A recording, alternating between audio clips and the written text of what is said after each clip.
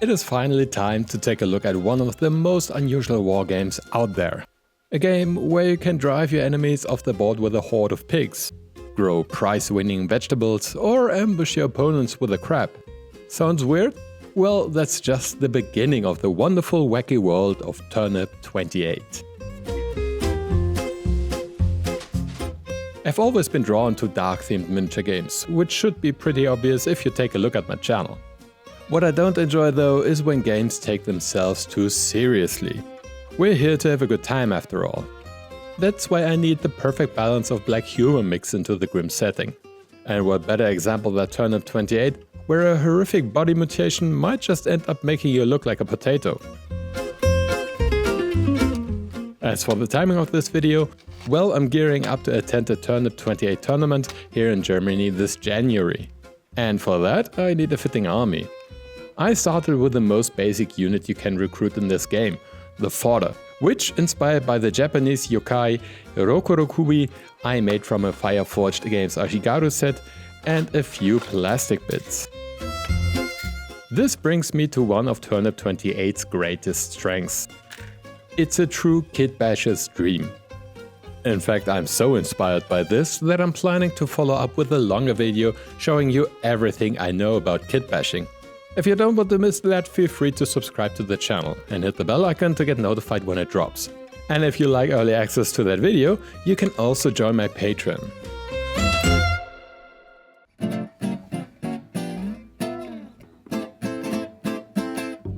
When you've played one or the other wargame, you know that moving a bunch of miniatures can admittedly be a bit of a hassle. This is where regiment bases come into play. Of course, there are many viable options for this, but I wanted to keep the price point low. I also wanted to have a bit of control regarding the look and layout of these bases. The first step in making these was ensuring I had a round cookie cutter matching the diameter of these bases I used. In this case 2.5 centimeters. Instead of buying one, I decided to make it myself. I used a stack of flat style bases that came with the Ashigaru box as the core and wrapped a piece of thin polystyrene around them. I made sure to leave about a centimeter of overhang, which could then be used to punch out areas similar to a standard 2.5 centimeter round base. But to punch out from what? My first idea was to create the bases using pre-cut MDF tiles and air drying clay.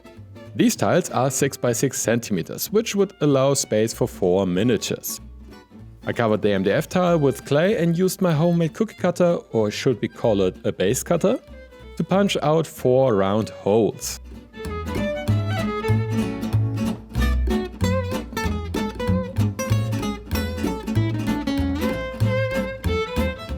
In theory, that should have been it.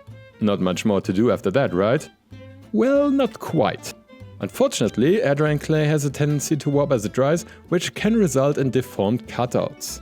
While you can fix this with the rotary tool, it wasn't a solution I wanted to rely on for future bases. And at that point, I came up with a different idea.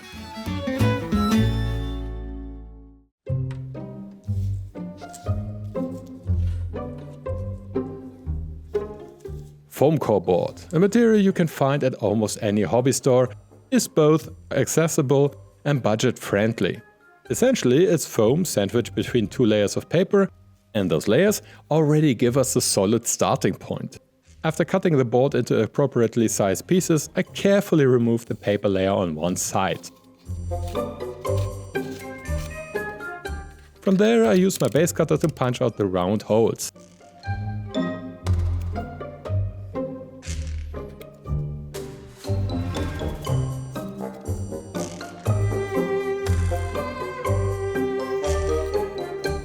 This worked surprisingly well, even better than I had initially hoped. That said, you may encounter some unwanted foam residue, especially along the edges, but you can easily scrape it away with a hobby knife. Next I glued the entire base to a sheet of magnetic foil, which gives my magnetized miniatures something to latch onto. Finally, I brushed PVA glue inside the cutout holes to make them firmer and more resistant to damage. At this point you can start decorating the base however you like. I'm still a bit unsure about my approach, but starting with a layer of texture paste is always a solid option. The world of Turnip28 is one where nothing grows except an all-consuming root system, so I'm leaning toward that direction. However, I'm also tempted to try a snowy winter-themed route. What do you think? Let me know in the comments below, and if you enjoyed the video, why not leave a like? I wish you all a wonderful holiday season and a happy new year. I look forward to seeing you again in 2025. Until then, farewell, fellow adventurers.